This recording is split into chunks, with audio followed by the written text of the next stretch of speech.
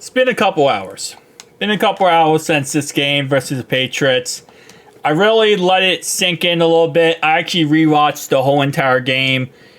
And I think we have to kind of admit some realities right now, right? And this is me talking to you guys, not other teams' fans, or this is not Patriots fans, talking about just Bengals fans here. Some takeaways I have from this loss that I think are very important. Number one, I don't know how truly much this wrist injury is still affecting Joe. What I mean by that is I said it before about the inflammation in his wrist, right? And as he throws the ball more and as he plays these games, he's going to have more and more inflammation in his wrist. That's just a fact. It's going to swell up a little bit. It's going to hurt to throw it. And we've already heard the doctors say that. We already had a medical doctor say that when he starts throwing it, it's going to start to tighten up and it's going to start to hurt. And there's going to be times where he might miss a throw or he just might not want to throw it as much because of the, inflammation in his wrist. And then when he takes his first hit, he's really going to feel it because that's going to be the first time he actually has some pressure put on his wrist when he gets sacked. He did get sacked, I believe, twice in this game, I want to say, or once. The offensive line was not great for us today. 2.5 sacks today, 3 sacks total. So 3 sacks today, and definitely does not help when you have, inflammation in your wrist already. Your wrist already is hurting you. And now you add on to the fact that, you got problems. Your offensive line's not helping you out. So that's number one. I think we have to realize, and I kind of didn't want this to be a thing, but it is, that his wrist is worse off than we think it is, as in the aspect of the inflammation. It's going to have him kind of be like last year when we started off the year with a calf strain. One difference is instead of his calf, it's going to be his wrist, and he's gonna have some pain when he's throwing the ball. And that sucks because I think we saw that today. He missed some really easy throws, especially down the field. I mean, to Yoshi, wide open throw down the right-hand sideline. And he wasn't wildly inaccurate overall wise, but there was some passes that kind of just didn't look too good. And when you combine that with the problem of number two, and number two, I would say, is really going to be Zach Taylor offensive play calling. Brian Callahan was offense coordinator for 5 years. We struggled with offensive play calls for 5 years. Dan Pitcher is our new OC. We are still struggling with offensive play calls. And that's because Zach Taylor calls the offense. And it's almost to a point where it's laughable. You look at it and you're like, whoa, hold up. This is same problems, different face, right? And I know he's never going to give it up. I think at this point, truly believe it's just an ego thing. As a coach, you don't want to give this up. You don't want to give up play calling because you don't want to give up, it's your thing. He feels good. It makes him feel good to know he's the offensive play caller. And it's just a good thing, in his head. But it hurts because you watch this game and you think if we had a real offensive coordinator, like an actual one, we could be a very successful team. Even with Joe Burrow's wrist, still kind of not 100%, we could be such a successful team. And I know today you might say, well, this or that, hurt us. But I'm talking about for long term, right? This one game is not going to dictate how this season goes. But it's a couple of those things where it's it would be so nice to have an actual offensive play caller. An actual person who is kind of maybe not to level Kyle Shanahan because you can't get that on the open market. But at least someone who gets creative, calls creative plays, calls creative stuff. because a lot of what we saw today, it looked like very vanilla offense. It was this vanilla of what we saw in the preseason. I felt like today was a preseason game. The way we played, the way we moved the ball, the way we function on offense. And I'm talking about strictly offense here. Defense had their own issues. But I'm talking about strictly offense. We really just felt like a preseason team.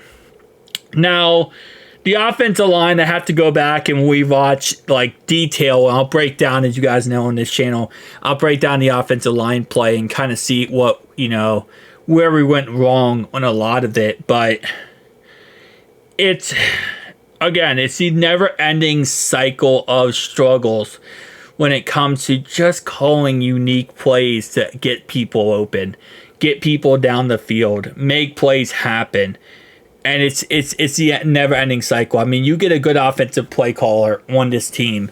You get an actual offense coordinator, and you're going to watch this team flourish. You're going to watch this team go off and just do crazy, amazing things. And again, I love Zach. Zach is one of the best head coaches in the NFL. He's an amazing role model. He's an amazing team leader. He brought a difference to Cincinnati that Marvin Lewis could never bring. And he brought this, actual who they nation is right now. And I love him for that. Absolutely love him.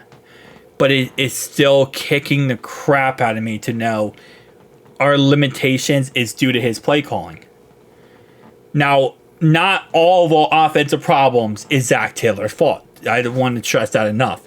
Some of it is going to be a issue of, again, maybe Joe's inflammation is a problem, in his wrist, throwing the ball. Jamar Chase, he had food sickness. You can tell he was kind of slow and sluggish. We had no T. Higgins. Yoshi was put in as a wide receiver 2 role, and they had a good defense. Again, sometimes you just have those situations. You don't play in the preseason. That's a problem. You also have a problem with, you don't play in the preseason. You have a problem with the offense, with players sluggish because of injuries. It's an issue. It really is. You might have players run wrong routes. There's just so many question marks to take away from this game. And my biggest issue is just the constant repetition of, I feel like we're repeating the same mistakes. And we're not changing things. And I see the same problems and flaws and issues I saw last year. And I think that's what really is frustrating about this team right now.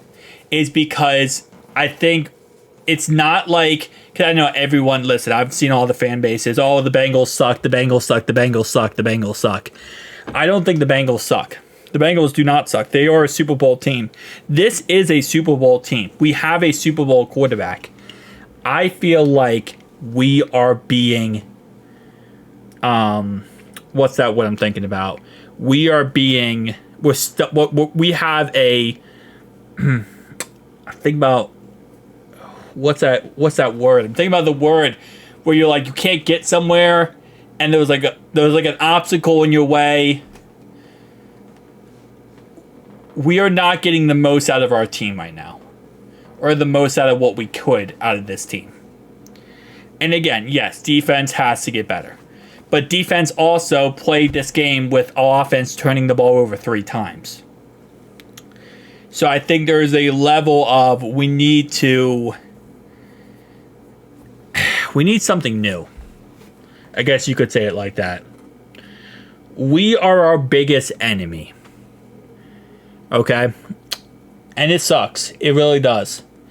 And that's just offense. I mean, defensively, I think we'll be better once we get back some guys from injuries. Obviously, our offensive line coming back, defensive line coming back from injuries would be nice.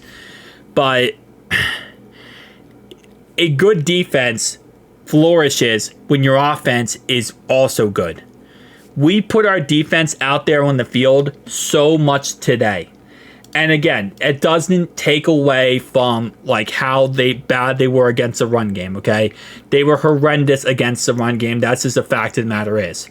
But when you lose the possession battle 9 minutes, that's a problem. 1000% that's a problem. You can't lose that. And I thought we had 3 turnovers. We had 2 turnovers? Oh, we had 2 turnovers. Okay, I thought we had 3. I don't know why I thought someone said 3. But anyway, though, when you lose by 9 minutes, that's a problem. That means they controlled the game. And the second half, they really did. The second half, they were able to control everything. We were 4 for 11 on third downs. And I feel like we kept putting ourselves into third down situations. 13 first downs, 17 first downs. Again, like play-wise, they played 64 plays. We had 48.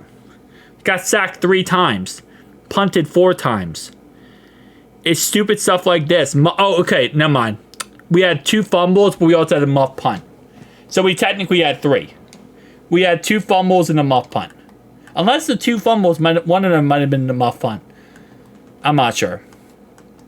Yeah, I'm not sure. Anyway, my point is, I think we're going to be fine. I do. But I think we're going to continue to see the same struggles we have been seeing because we do not want to change. And we don't want to fix the glaring problem. And I think that's the issue. Because the Chiefs game, we potentially could lose this game. But knowing the Bengals, they'll go out there and they'll win this game. Just this is how they work. Commanders game, we'll probably win that one. We'll probably beat the Panthers. Because these two, for some reason, 0-2 to start off the year every single year. And then we get going. And then by midseason, we're cruising and sailing. And I think we'll be fine this season. We will. It's just, I feel like we have missed opportunities. And we have a team that could go win a Super Bowl. But I feel like we don't get our own cost in this channel. So I'm going to say this in the most PG-13 way possible. We don't get our own heads out of our real ends. Our own heads out of our own donkeys. To actually go out there and win games. And this sucks because we have the team to do it. I think with the correct man at helm on offense coordinator-wise, we could be a very, very successful team. But that's just my 2 cents. See you guys in the next one. Peace.